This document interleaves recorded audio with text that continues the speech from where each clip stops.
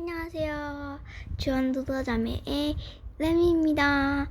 오늘은 저번에 했던 October Ogre Chapter 3를 3 and 4를 할 겁니다. 그래서 좀 동영상이 길더라도 양해 부탁드리고요. 네.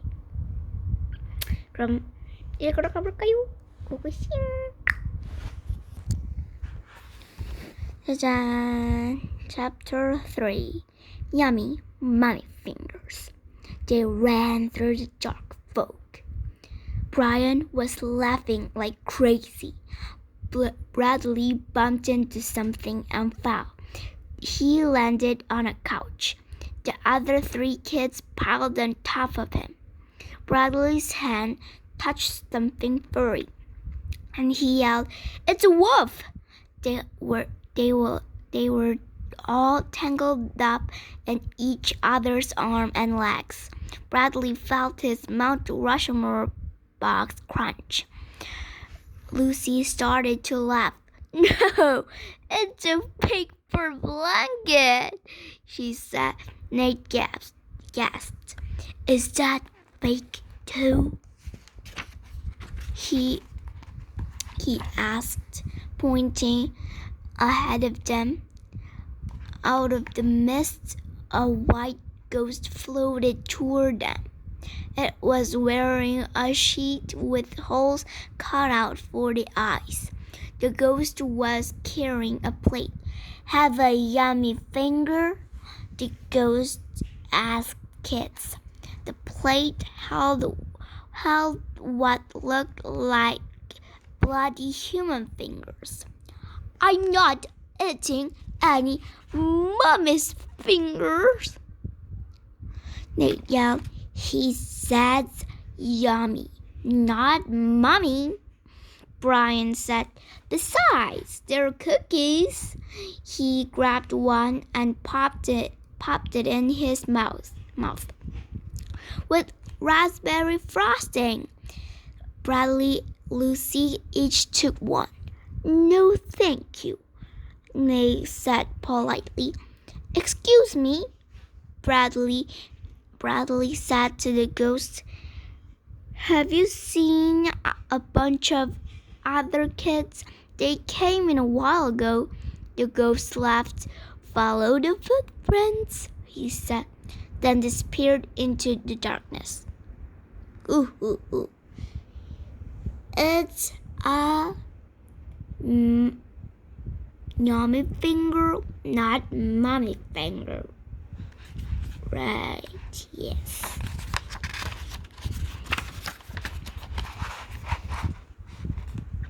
The kids looked around.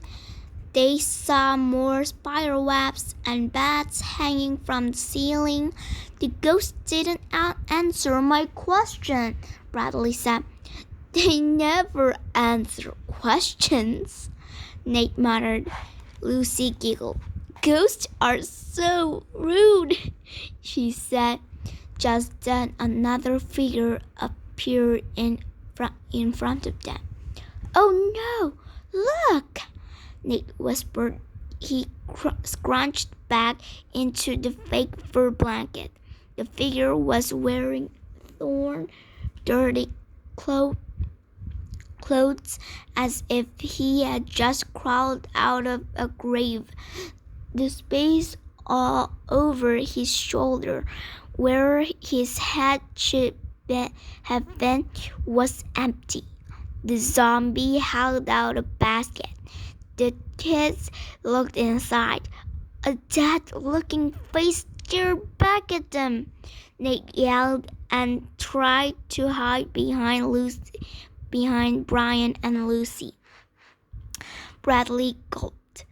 The head was just a scary face painted on a volleyball. "Sir, have you seen some other kids?" he asked the zombie. "They came in before us." "Follow the footprints," said the zombie. The zombie said. The voice came from inside his chest. Then he wandered away, carrying the head. How can he see where he is going? Brian whispered. Ooh, creepy, creepy.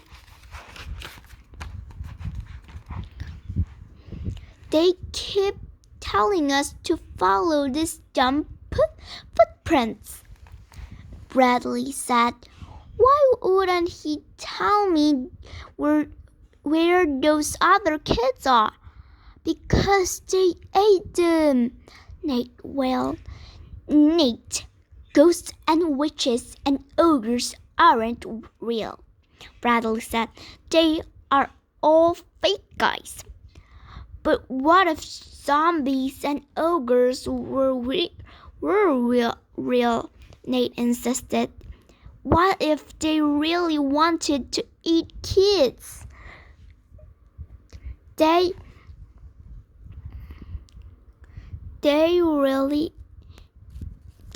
come to a fake haunted house like this one and find lots of kids like us.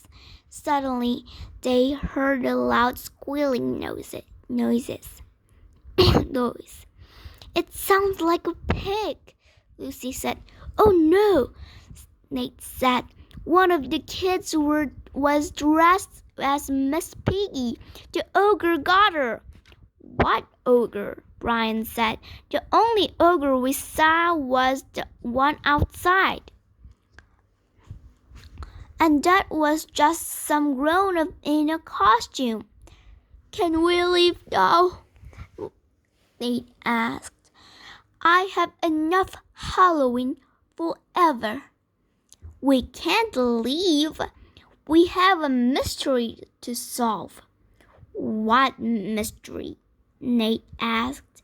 Nate, a bunch of kids came in here before us, Bradley said. Now they're all gone. What if something happens to them? Let's go find them, Brian said. It'll be like playing hide and seek in the dark. I'm not going anywhere, Nate said. He pulled the fake fur blanket up to his chin. I'll just stay here on this nice couch. Brian tickled him.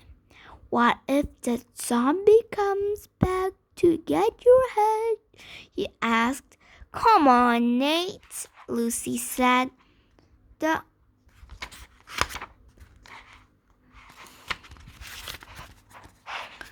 ogre, the witch, the ghost, and that headless guy all told us to follow the footprints, right? So they must have told the other kids the same thing. Maybe the footprints will lead us to Luke and others. We should split up and look around this place, Brian said. No way, Nate said. I'm not poking around the creepy hotel alone. You won't be alone, Bradley said. I'll be with you. Brian and Lucy will be the other team. If anyone finds those kids, yell out, okay? We meet back here in 15 minutes, Brian said. If we don't get eaten, Nate muttered.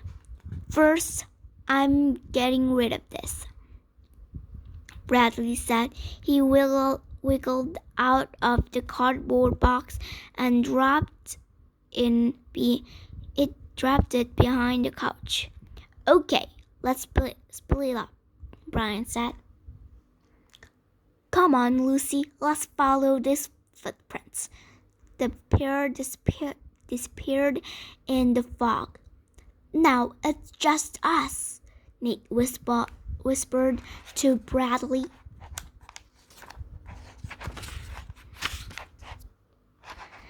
Chapter 4. Killer Spiders. Since Brian and Lucy had followed the footprints, Bradley and Nate walked in the opposite direction. The foggy mist made it hard to see the dark floor. They stumbled into covered furniture and fake trees. Thick, sticky cobwebs hung from the branches. Nate almost bumped into a long snake hanging from a tree branch. It's a python, Nate cried.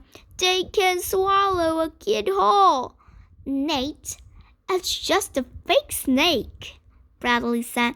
He patted the snake's rubber belly. This guy can swallow anything. There should be a law against scaring little kids, they grumbled.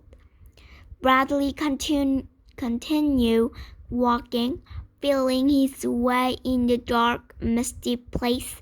Nate walked right behind him, holding onto Bradley's shirt. They came to another fake tree. A sign on it said, "Pull the witch's broom handle." Bradley looked up. One branch was a broom. The handle had been painted white and it glowed in the dark. Should we pull it? He asked Nate. No way, Nate said. If you do, I'll bet we fall right into the witch's oven. Bradley laughed. He reached up and tugged on the broom handle. They heard a creak. Then hundreds of tiny spiders dropped into their hair and faces. Killer spiders! Nate screamed. Run!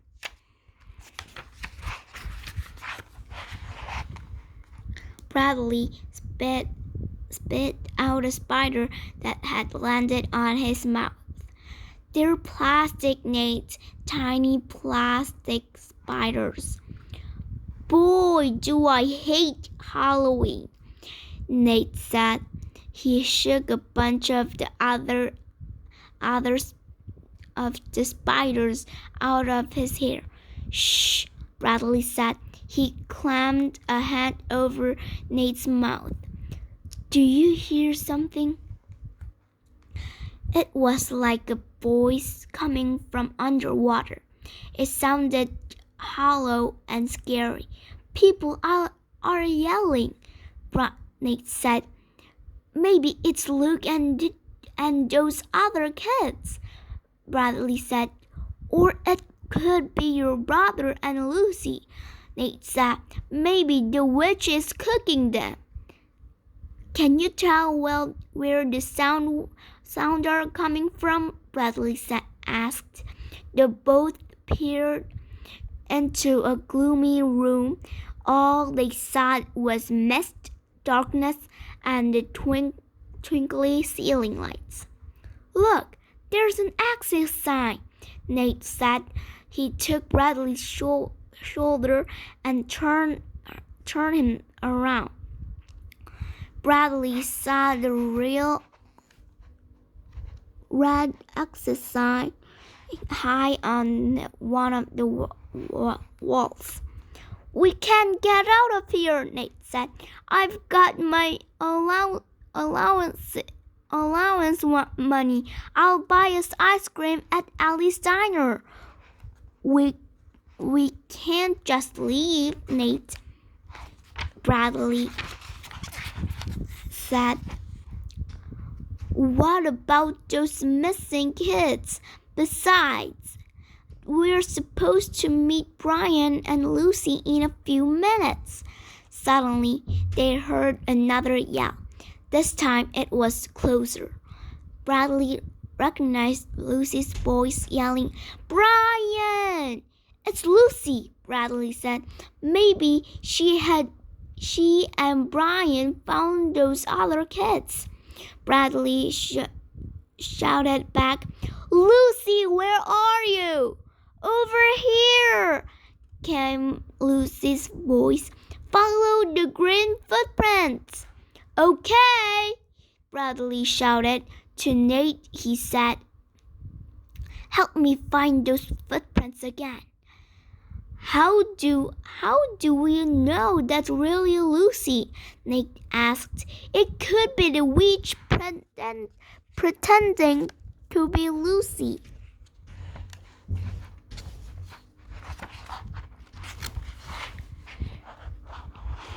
It's Lucy, Bradley said.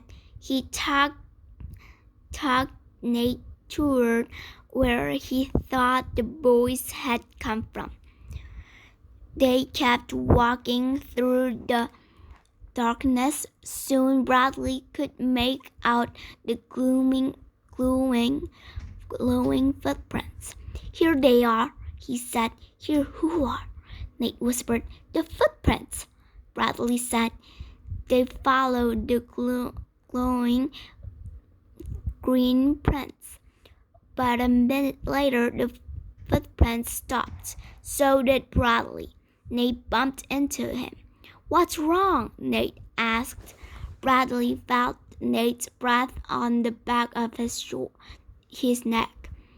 No more footprints, Bradley said in a low voice. They just ended. Bradley looked up. Even the twinkling lights were gone. He and Nate were standing in a total darkness. No tiny lights, no glooming footprints, just the misty fog and blackness all around them. I don't like this, Nate muttered. Whoever invented Halloween should go to jail.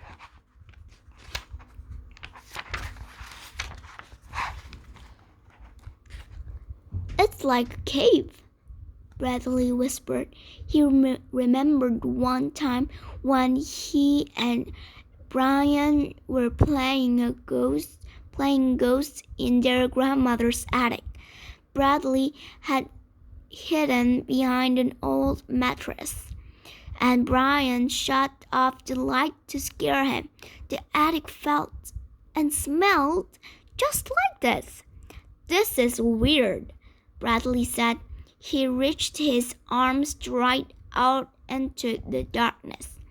His fingers touched something soft and smooth. It felt like velvet cloth. Suddenly, a black curtain parted. Bradley gulped.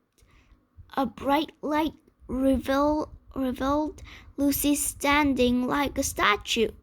Behind her was a giant ogre's mouth. The mouth was wide open, showing large white teeth. 자, 오늘은 이제 두 챕터가 끝이고요. 내일이나 모레나 동영상 올릴 수 있을 때 또다시 5, 6챕터를 올리겠습니다. 그럼 안녕. 다음에 또 봐요.